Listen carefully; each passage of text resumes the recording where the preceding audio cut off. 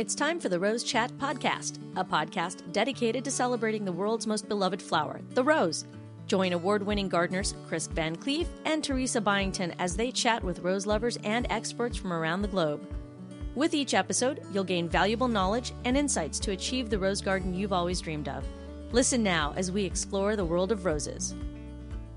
Try Haven brand soil conditioners, providing generations of gardeners with a truly all-natural alternative to chemical fertilizers with their line of composted manure and alfalfa teas.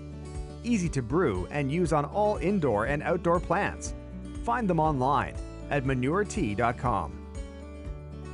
Hey Rose friends, today we'll be talking about one of those subjects that isn't very fun, but it is necessary. An update on rosette disease. And who knows more about this subject than Dr. Mark Windham? Now, I'm sure we can all agree on one thing, and that is, regardless of the subject, it is always fun to talk to Mark. So, hey, Mark, welcome back to Rose Chat. Welcome. It's so good to be here. Thank you for inviting me. So, let's get started out with a little one-on-one on RRD, because I'm sure we're going to have listeners that are thinking, what? Well, RRD. RRD is a virus disease of roses that is lethal. Most roses are susceptible. And symptoms of rosette start off as a thickened cane, usually with a lot of extra thorns, real skinny leaves, and then it becomes a bunched, dense witch's brain. So if our listeners see this in their garden, what should they do? Well, there's several things you could do. One of the easiest is that you could take a picture of it, send it to an email to your county agent. If you're on Facebook, you can if you join Paul Zimmerman's Rose Gardening page, you can post it on there. You can also, and people will tell you, including me, if they think it's rosette or not. And the other thing is that you can just Google rosette, and you'll find all kind of pictures that will help you. Absolutely. Okay, so now for the latest in RRD. What's new in the world of rosette? Well, I think the biggest thing that is new in rosette world is that resistance has been identified. And this is a game changer. Mm-hmm. A collaborative effort between Texas A&M, University of Tennessee, Oklahoma State, and University of Delaware. We looked at almost 1,300 different roses. Most of those cultivars, some breeding lines as well. And we looked at 11 rosa species, but we looked at 29 accessions of rosa species. And what that would mean is, say, Rosa woodsii, we may have had 3 different accessions. That means we got them from 3 different places. Mm-hmm.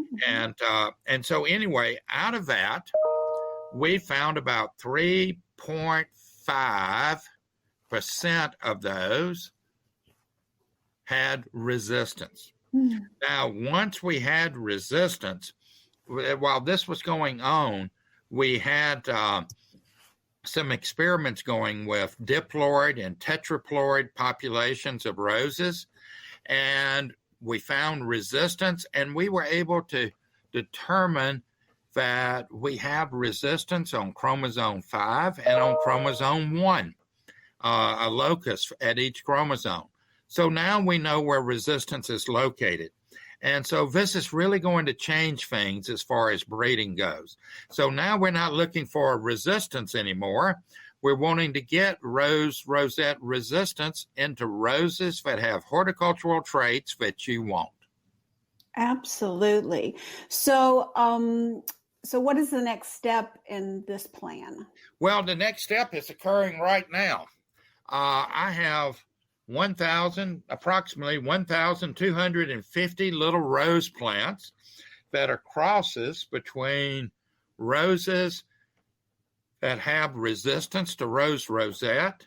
They're crossed with some plants that have resistance to black spot. They're crossed with plants that have horticultural traits that rosarians demand. And so what we're trying to do now is come up with roses that are resistant to black. We want roses resistant to black spot, roses resistant to rose rosette, and roses that are pretty enough to be in your garden. So that's where we are now, and we are working on that just as fast as we can. This is super, super good news. This is a big, big, huge step forward. It's a game changer. It really is. I mean, you're shooting in the dark and trying to catch these things and burning all the roses. We've come a long way. We've come a long way. So while that's going on, people keep asking me, when should I start? Should I use a miticide? Personally, I don't think people should be right now because we don't know how often they should be applied or when they should start. But we're getting some ideas on when they should start. So if you are using a miticide to try to reduce aerified mites in your rose garden, I would not suggest starting spraying until about a month after your first flush of flowers. And that may change, but that's what the data is showing right now. So those are the two biggies as far as new things. So one other thing I want to touch on is funding for rose rosette. Would we still like for our friends to help with that? Well, let me tell you exactly where it is. We have no federal funding at the moment. It will be submitted this week through Texas A&M, but I finished my part last Thursday on a big SCRI proposal. Now, we won't know if that proposal is funded or not until mid to late July. If it's funded, it won't start till October. So to October 1st. And what are our chances of being funded? Well, I don't know. I do know this. Last year they funded about 2%. So, but we feel like we have a very, very strong proposal. We're very excited about it. We feel better about this one than any we've ever submitted. And so we feel good about it, but that doesn't help us now. And so, we're doing the best we can, but we need people's help. And, when people say, well, I can't send much, we're grateful for a gift of $5, $25, $50, $100, whatever you can do. And it helps because money is additive. And the way that you can do that is one of two things. You can contact me at mwindham@utk.edu, or you can go to Paul Zimmerman's Rose Gardening Facebook page, and at the very bottom of that is a mechanism that you can use to make a donation. Either way that you do it, the money goes all for one thing: resistance and rose rosette. Excellent. Wonderful. And we are struggling to make ends meet. So we definitely need the help. Friends, let's just take that seriously. We love roses. We need help in this area. So let's make those things happen. So if they go to Paul Zimmerman's Rose Gardening webpage. Rose Gardening webpage. On the face of the website. Scroll to the bottom of the first page, and there is a video they can watch and about rose rosette, what we're doing with the money. And then there is a mechanism. It'll look just like PayPal, but it's being done by Paul Zimmerman and Pat Shanley, and our own Chris Van Cleve is the auditor. Oh, well, see, there you go. We've got it all covered. We got it covered. We've got it covered. Well, great use of our extra money and put it into what's going to make a difference. We can just see now we've got some momentum going in what we're finding. This is wonderful news. So we all want to help.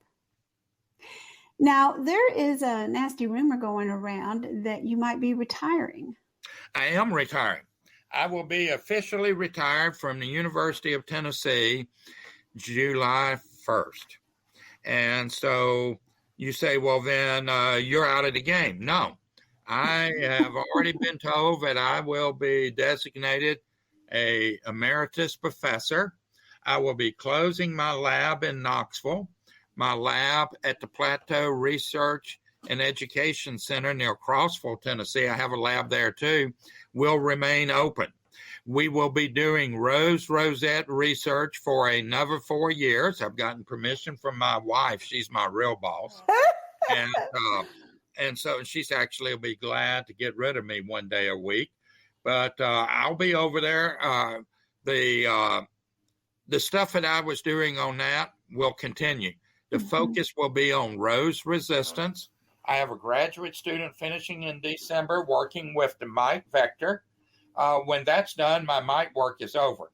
All I will concentrate on is resistance in roses to rosette, because this is the big game changer and the thing we have been dreaming of. I'm not going to walk away until that's done.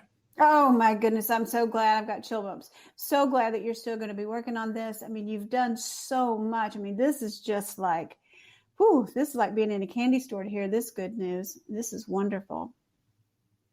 Now, with this post-retirement work, we're thrilled about that, but are you going to still be available for speaking engagements? Absolutely.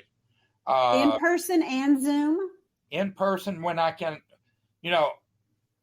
In the past, I've done in person, and I haven't asked for a lot of help, but it'll be coming out of my own pocket now. Mm-hmm. And so, if I can get a little gas money, it's fine.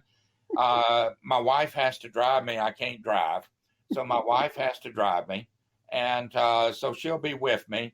But if you have a pallet on the floor in the hallway or an extra bedroom somewhere, yeah, we don't have to stay in fancy hotels. Lord, I'm from South Mississippi. She's from South Louisiana.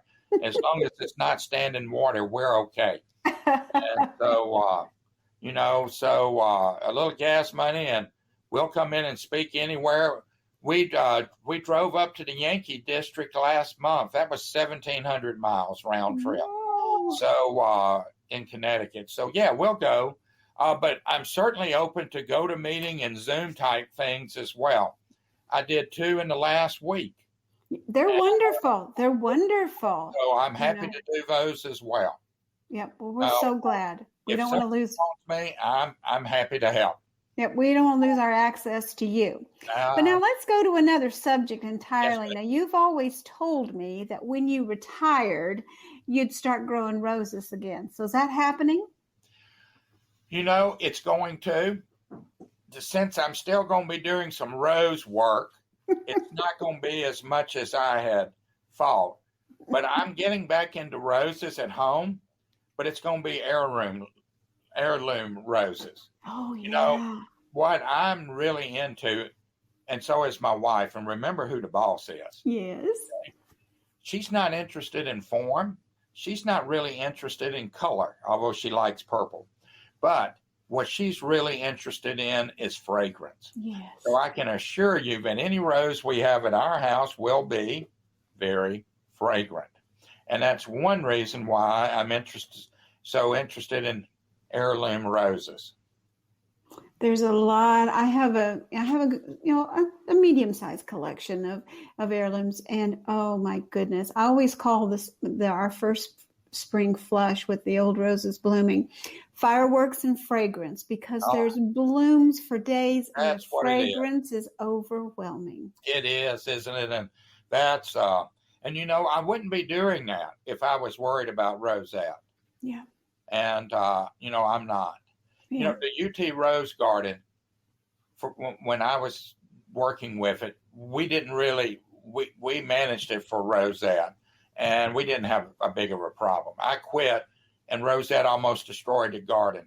Kathy Brenham has got that garden now, and she's doing a fabulous job, and it looks so much better than it ever did. And we have rosette all around us. Can you grow roses without it? Yes, you can. It just takes a little bit of work, and you have to pay attention to all the things we put out on best management practices. Mm-hmm. And the big thing is, if you see it, get rid of it. A no rose in your garden is a child or a grandchild or a dog. So you don't have to cry about it. Just rip it out and put another one in the next day. Oh, many people have called me cruel when it comes to roses, but there's just so much space. If it looks like it even, if it's a big black spot attractor, or if I just need to make room for some new ones, I love the old ones, but I love all these new ones that are coming out. There's some fabulous new roses coming out, and I want to try them. Well, there are some beautiful ones, and many of them have black spot resistance in them now, and so that's a good thing. But that's one reason why I'm interested in heirlooms. They're not resistant to black spot, but they tolerate it. Mm-hmm. Most of them outgrow it. They grow so fast, they just, as they drop leaves, they just keep pushing out new ones. So, now you're beginning to talk like Peggy Martin. That's what she says. Well, they get a little black spot, but it doesn't bother them. They just come on back. The past president of ARS, Pat Shanley, she has a no spray garden.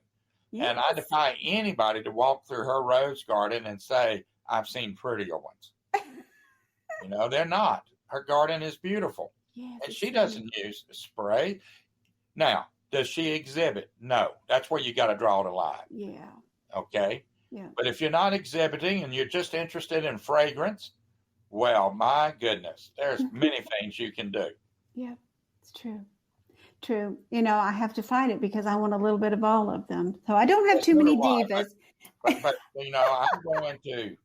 I'm going to be disciplined on this. Mm-hmm. Yes. Going to be disciplined, mainly because for the next 4 years, I'm going to have thousands of rose bushes in Crossville. There you go. See, retirement. Retirement's something a little different for you, as I see. It is a little different, but it's a good difference. I like it. It is. I want to mention Paul's page one more time while we're still talking about this. That because you can ask about any question that you have there. There's so many different people regularly on there. Mark's there, I'm there, loads and loads of people are there, and we'll answer your questions. And Paul's going to facilitate this very well. So if you have anything going on with your roses or have a question about a variety, ask that question there. It's a good place, and not only that, but Paul has an excellent reserve or library of frequently asked questions that you can go, and look at, and where he saved a lot of posts. So you don't have to go scrolling. Mm-hmm. You can search that thing. Mm-hmm. So if you have a problem about black spot or how to propagate a rose or what roses are most fragrant or anything like that, it's there. And people are always wanting to help. Yep. Always wanting to help.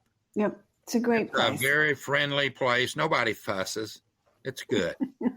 Nobody fusses. I love that. How Southern. Nobody fusses. We don't want people to fuss. That's for sure.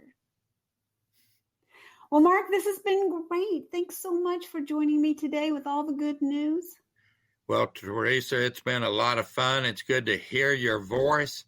I can't wait to see you again. Oh, I know. We're going to have to just jump right down there in Tennessee, and we'll just have to have dinner together. Rumor has it. Now, that's all it is a rumor, okay?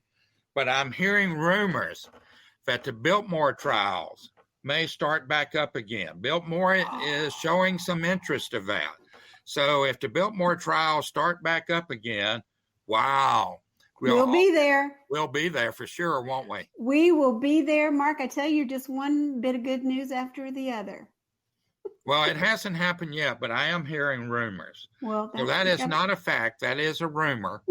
Not all rumors come true, but this one might. Let's hope it does. Oh, we do hope that it does. Mark, thanks so much again, and best on your retirement and the new roses. And give a big hug to Karen for me.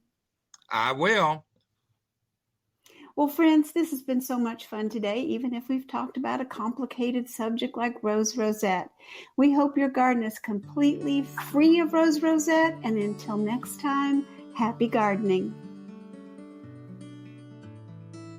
You've been listening to the Rose Chat Podcast with Chris Van Cleve and Teresa Byington, expert rose gardeners who want to help you achieve the rose garden of your dreams. Don't miss an episode. Listen anytime on our website at rosechatpodcast.com or listen on the go via the Rose Chat app on iTunes and Stitcher Radio. Share this podcast with your social networks and join us on Facebook, Twitter, and Instagram by using the hashtag RoseChat. Join us next time for another edition of the Rose Chat Podcast. The Rose Chat Podcast is a production of the Rose Chat Media Group, Birmingham, Alabama.